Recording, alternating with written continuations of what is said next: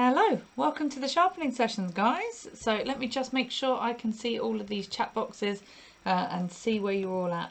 Obviously say hello if you're here, and as always with these kind of sessions, any sessions, just let us know if you have any questions. Put it in the chat box. If I say something that doesn't make sense, put it in the chat box, and then of course that makes it easier for you guys that are watching, even if you're watching it recorded or live, to be able to understand a bit more, because you've got other people hopefully asking good questions as well. So again, let me just make sure I'm all set up here. Brilliant. So my name is Becky, if it wasn't obvious here from the screen. My email address is becky@traddictiv.com, and you've also got support@traddictiv.com as well. That's another email address that you can use if you need any help. Now let me just cover the disclaimers, and then we'll go through and have a look at other places that you can go to ask for help. So there we go, there we are. So the disclaimers are in the top left hand corner there. Of course, it's important for legal reasons that we put them up. It's important that you guys read them, mainly just so that you understand that these kind of videos are demonstrations. It's about how we do things. Of course, up to you to decide whether or not you take that on board, ignore it, or do anything in between. Okay, so sharpening sessions, let's just explain what this is. What we're going to do is we're going to go through lecture time, so we're going to talk about different concepts. Now, sharpening is different. It's very similar to the psychology sessions, but different to the rest of them, in the sense that we're not placing live trades. We're not looking at trades and trade reviews here. We might be looking at trade plans, we might be looking at trade examples, but we're not looking at live trades. Now the reason for that is because mainly most of the markets are closed on a Saturday, so of course we can't really trade anyway. But secondly is that we use this time to go over theory and answer your questions so that certain things make more sense. As you're watching us in live sessions, you might be able to follow and place a trade, but you might not understand why we did that, or where the logic comes from, or what might be the different applications that you could use in different things. So that's what sharpening is for, to do that. Questions and answers as well. I'm big on questions and answers, in the sense of, if I have a topic in mind but somebody asks me a question, I will rather answer the question rather than go to my backup topic, and that's because you guys know what you need more than what I might assume you might need. So of course I'll always go through a topic anyway. Today's topic, we're going to go through, I had a question on backtesting and when do you decide when you're going to backtest, which is very much linked to the style of trader you are and the timeframes that you use. So I'll expand on that, and if we have time we'll go into more about timeframes as well. So that will be my plan for today, unless I see other questions come up on the chat box where people prefer something else. Okay, so the way this works is we are simulcasting, meaning we are in multiple places at the same time. We're in our closed coaching community, we're on LinkedIn, we're on Facebook, we're on YouTube. So for you guys that are watching on the free channels, of course you're accessing this for free and you'll get most of the session. At some point in the session, we usually say about halfway, but for me sometimes it goes a little bit over halfway, we will cut the stream to the live streaming, and we continue, or the free streaming, we continue in our closed coaching community.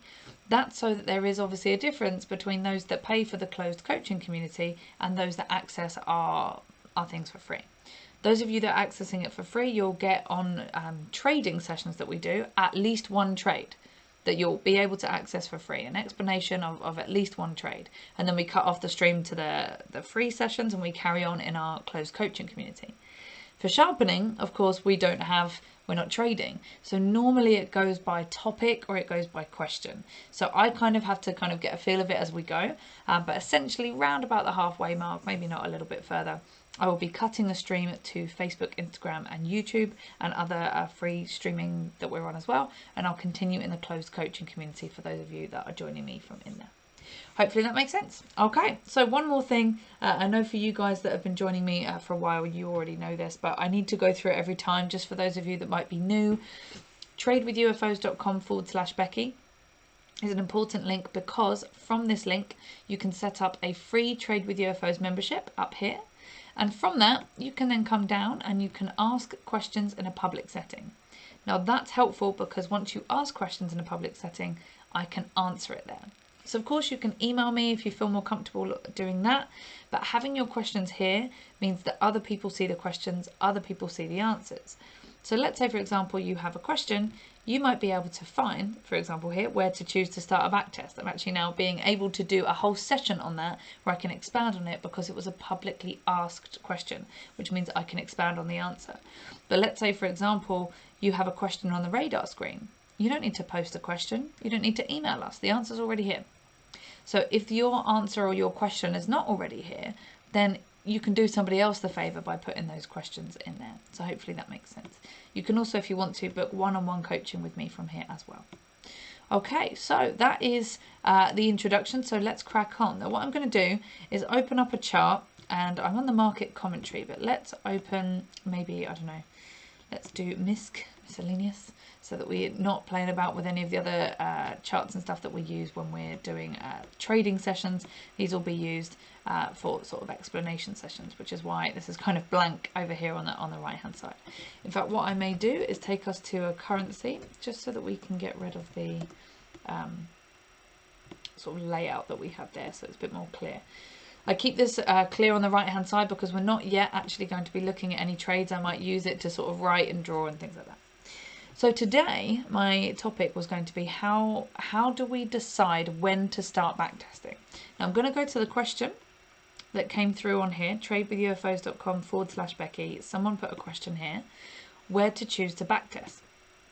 So lovely Steve that asked this question. Are there any tips you have for what candle to choose in the higher time frame to start a backtest? I then gave an answer, and Steve obviously needed it to be a little bit more concise. So what he said was, what I was asking was, when scanning back at the chart, how do you decide where to start the backtest? Do you pick something about the look of the autoclimate that indicates it might be near a UFO trade, or do you pick a random date? I had noticed in your course you picked certain dates to start and wondered if there was something about those dates that caused you to choose them. Does that make sense? So yes, the answer is it makes sense. And of course, I did answer the question here, but I think I may even said, here we go, it's a great question. I will cover backtesting FOQs. I actually did a different topic last week, so I'm doing it this week. So we use these questions again to expand on sharpening sessions, which is also helpful for everybody. So where to choose to start a backtest? And the question was, how do you know which candle to pick? How do you know how far to go back? Now, part of that is dependent on the style of trader you are. And the reason for that, let me just move my mic around here just a little bit. The reason for that is because if you are let's say you are an investor, okay, we'll do two extremes here so I can make my point.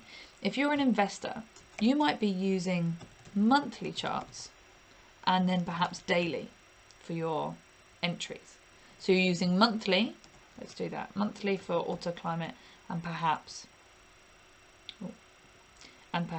daily, let's do this here, perhaps daily for your UFOs. You might also use, or instead of daily, you might use a 377-minute chart, but you're using the monthly for your autoclimate, at least, if you're an investor, the highest time frame you can use. So if you're an investor and you're using a monthly chart for your autoclimate and you're doing backtesting, well, for those of you that might have done the backtesting course, you know that I say we need a bare minimum of 30 in our data set, if not 100 plus. Ideally, the more the merrier. For me, I try and get at least a few hundred when I'm doing some backtesting, because like anything, the more data points you have, the more it's likely to be accurate. If you take a data sample of the last week, for example, the last week, and you have 10 trades and they all win, does that mean every trade from now is going to win? What if you had the last year's worth of trades and you had 10 trades a week? That's 500-ish, right? 500 trades. If they all won, then you'd have a pretty good likelihood that your trades, if you followed that exact same strategy, would also win from now on. So the more time we can get, the more data we can get, the better. Now, if you're a monthly trader and you want 100, let's be really, really basic here, and you want 100 trades. Well, if you're an investor and you're using a monthly chart for your entry and a daily chart or a 377-minute chart, monthly chart for your autoclimate and a daily or a 377 for your entry, then you're going to need to go back quite a way in terms of time. Because although each candle is a candle, this candle is worth a month. So you might need to go back to, if you want to get 100, let's say you have 2 trades a month as an investor, 2 trades that roughly on average, and you know that because of the type of trader you are, and maybe you've done demo trading a bit, maybe you've placed a few real trades, maybe you can sort of work it out. Let's say you have 2 trades per month. Well, if you want 100 trades and you have 2 trades per month, you need 50 months worth. Which is, if I do my maths right on that, just over 4 years.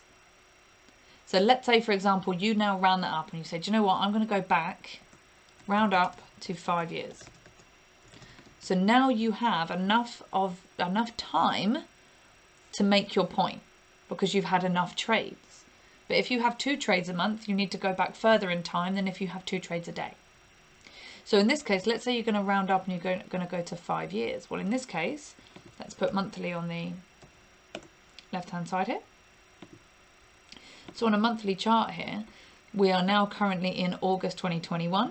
So if you're going to go back 5 years, you want to go back to August 2016. So you'll come back here. In fact, I think it's on here. There you go. And you will start on that candle August 2016. And that will be what you do.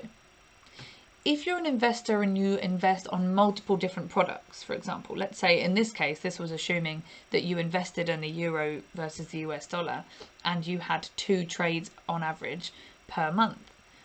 Now, what if you invest in 10 different products and on each of them you have 1 trade a month, 2 trades a month?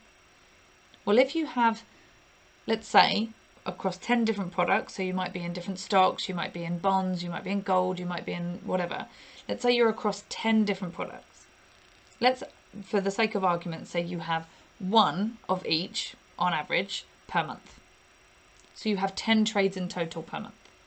Well, in which case, for you to get 100 bits of data, you only need 10 months worth of information. You might round that up. I would argue always try and round it up.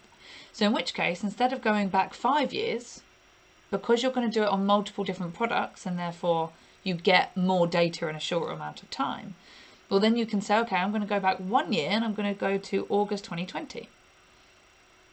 So there. And you say this candle here, this is where I start. And I do my analysis on this information for this product, and I do the same amount of time. So I go back to August 2020 on another product, same amount of time. I go back to August 2020 on another product, same amount of time. Now, here's the kicker. With investing, is a year necessarily long enough to know whether or not you have long-term chances of doing well in these products? Probably not. Now, yes, you want a certain amount of data, but you also might want a certain amount of time to kind of prove that that's likely to be working for you.